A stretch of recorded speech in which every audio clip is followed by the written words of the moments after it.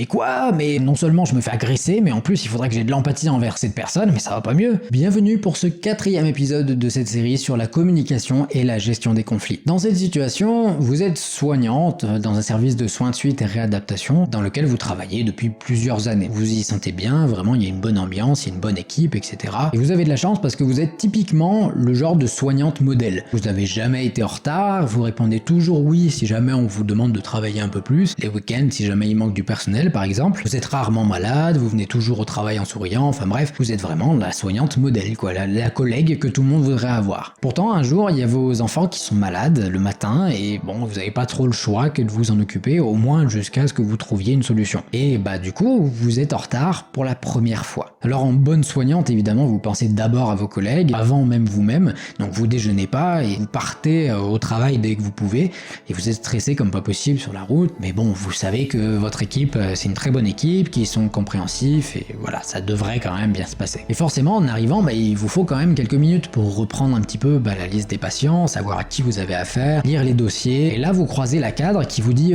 dites-moi, vous savez quelle heure il est là? Vous êtes pas en retard demain, hein, vous faites pas ça. Hein. Alors bon, vous êtes un peu surprise parce que vous aviez prévenu quand même, et puis vous qui êtes aussi disponible, aussi sympa, aussi efficace, la cadre elle est bien gentille au bout d'un moment, mais elle sait bien vous trouver quand elle a besoin de vous, quand il manque du personnel le week-end, quand il y a quelqu'un de malade, c'est un peu culotté quand même qu'elle vous parle comme ça. Vous souhaiteriez répondre, mais à ce moment-là vous vous sentez bloqué, vous savez pas trop quoi dire, et vous dites oui, d'accord. Et plus tard, vous vous faites la réflexion, c'est pas la première fois qu'elle fait des remarques comme ça, peut-être pas forcément à vous, mais aux collègues, pourquoi pas, et c'est toujours en face d'autres collègues, il y a toujours du public. Si vous êtes un peu comme moi, vous ruminez un petit peu la situation et vous y repensez en disant « Putain mais pourquoi j'ai pas dit ça? Pourquoi j'ai pas répondu ça ?» Et vos collègues, elles viennent à la charge justement pour en rajouter une couche en disant « Putain mais pourquoi t'as pas répondu? Pourquoi t'as pas dit ça? Pourquoi t'as pas dit ça? Elle a pas à te parler comme ça, elle se prend pour qui? Non, faut pas se laisser faire, faut pas se laisser parler comme ça. » Et là, on met le doigt sur quelque chose qui est assez important, en particulier quand c'est des conflits entre collègues, c'est le sentiment d'injustice. C'est quelque chose qu'on a tendance à amoindrir parce qu'on se dit oh c'est pas si grave, on a tous vécu ce sentiment-là un jour et on n'en est pas mort. Mais parfois l'injustice, en particulier dans un contexte de conflit, ça peut faire remonter à la surface des souvenirs, des blessures, parfois même des traumatismes qui sont peut-être à l'origine de blocages. Quand je parle de traumatisme, c'est pas forcément des traumatismes de l'enfance, c'est pas forcément des choses horribles, mais ça peut être aussi un mauvais souvenir. Si vous vous êtes pris la tête avec votre précédent cadre et que ça a mal terminé, ça peut être une forme de traumatisme, et le fait d'être confronté justement de nouveau à une situation similaire, peut-être que ça vous fait un blocage quelque part. Je vous demande pas évidemment de faire une psychanalyse de la personne qui est en face de vous, une psychanalyse introspective au moment où vous êtes en conflit. Évidemment vous n'avez pas le temps et vous n'avez pas que ça à faire. Mais ça peut être intéressant de le savoir si vous faites face à une personne qui peut-être n'a pas une réaction adaptée ou vous semble un peu bizarre. Peut-être qu'elle se sent mal et qu'il y a quelque chose dans un conflit qui a réanimé inconsciemment peut-être un certain sentiment, une peur ou quoi que ce soit. Et cette réaction-là de plus ou moins s'écraser face à l'autorité ou la personne en face, ça peut aussi être un problème de confiance en soi. D'ailleurs, qu'on soit dans un conflit ou pas, si vous n'avez pas confiance en vous, ça risque de poser problème parce que ce genre de choses, ça se voit. Vous essayez de vous recroqueviller, de disparaître ou d'utiliser une voix un petit peu fluette comme ça, essayez pas vous faire remarquer, etc. C'est compliqué, je peux pas vous dire comme ça, ayez confiance en vous, et puis ça fonctionne. Malheureusement, ça marche pas, hein. C'est pas que en regardant une vidéo de motivation sur YouTube que vous allez réussir à booster votre confiance en vous. Peut-être l'espace de quelques minutes, mais c'est temporaire. Une phrase en anglais que j'aime bien qui s'appelle « Fake it until you make it ». Faites semblant jusqu'à ce que ça devienne vrai. Vous inspirez de quelqu'un qui a déjà confiance et d'essayer de reproduire finalement le langage non verbal que cette personne adopte. Donc marchez d'une manière déterminée, tirez les épaules vers l'arrière, bombez le torse, assumez votre voix, assumez votre présence, etc. Ça peut être déjà un bon début. C'est important d'avoir un minimum confiance en soi, en particulier quand on est soignant et en particulier dans un conflit. Si dans un conflit vous avez tort,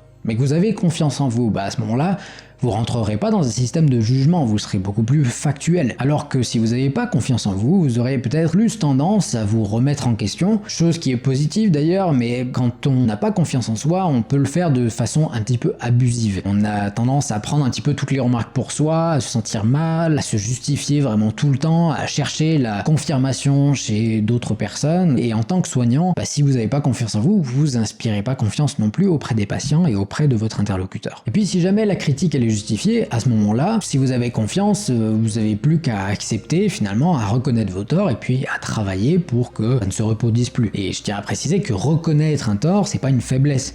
Au contraire, c'est plutôt une force et une preuve de maturité. Et là maintenant, je vais vous dire quelque chose qui va peut-être faire réagir pas mal de monde. Vous savez, en tant que soignant, on parle beaucoup d'empathie. C'est important d'en avoir évidemment pour comprendre un petit peu par quoi le patient passe, la souffrance, etc. Mais ça peut aussi être utile en cas de conflit. C'est-à-dire essayer de se mettre à la place de la personne qui vous accuse. Et là, c'est le moment où vous vous dites « Mais quoi ? Mais non seulement je me fais agresser, mais en plus il faudrait que j'ai de l'empathie envers cette personne, mais ça va pas mieux. » Et oui, je sais que c'est pas forcément naturel dans ces conditions-là. On a plus tendance à se défendre, à protéger son ego, mais vraiment ça peut être important parce que ça peut vous permettre finalement de voir d'autres aspects du conflit. Dans cette situation-là, par exemple, les cadres, si vous analysez un peu, vous verrez qu'il y a des fois où eux aussi, ils ont vraiment des pressions et parfois pour des raisons similaires, que ce soit pour remplacer du monde, le personnel qui est absent, le moral des équipes qui est en baisse, les conflits avec les familles, les patients difficiles, les conditions de travail. Peut-être que votre cadre là aussi il sort d'une réunion qui a été compliquée, qui a été difficile, avec là aussi un supérieur qui est dégueulasse, qui parle mal à ses équipes. Parfois ça peut être intéressant de se mettre à la place de quelqu'un d'autre pour vraiment comprendre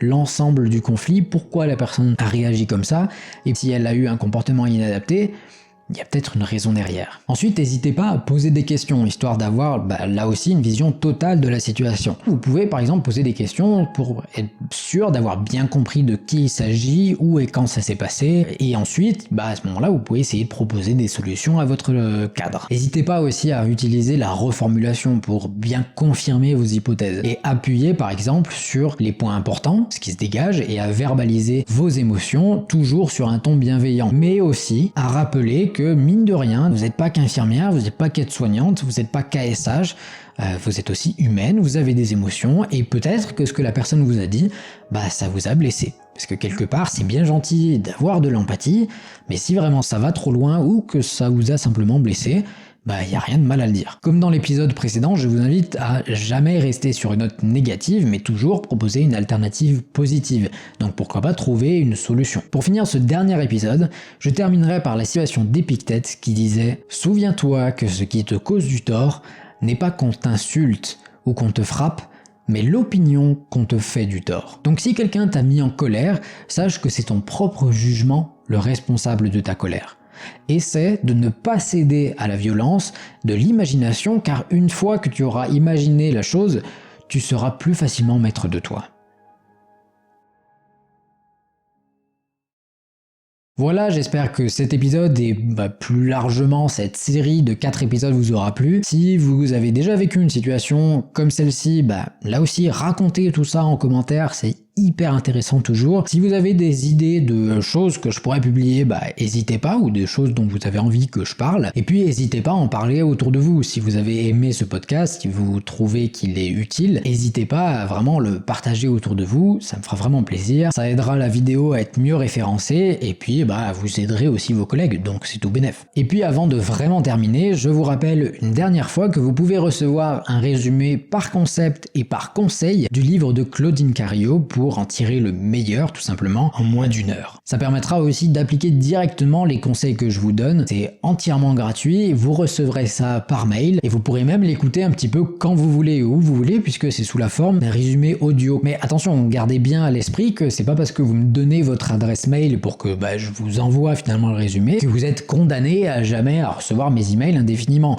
Non, vous pouvez vraiment vous désinscrire quand vous voulez si vraiment vous n'êtes pas satisfait de ce que je vous propose ou que ça vous embête, que je vous envoie des mails, vous pouvez vous désinscrire absolument quand vous voulez. Il n'y a pas de limite, je vous demande pas de justification, rien du tout. Donc je répète, pour obtenir le résumé des meilleurs conseils du livre, cliquez sur le lien dans la description ou rendez-vous simplement sur soignantheureux.fr/communication. Je vous dis à la semaine prochaine pour le 3e épisode.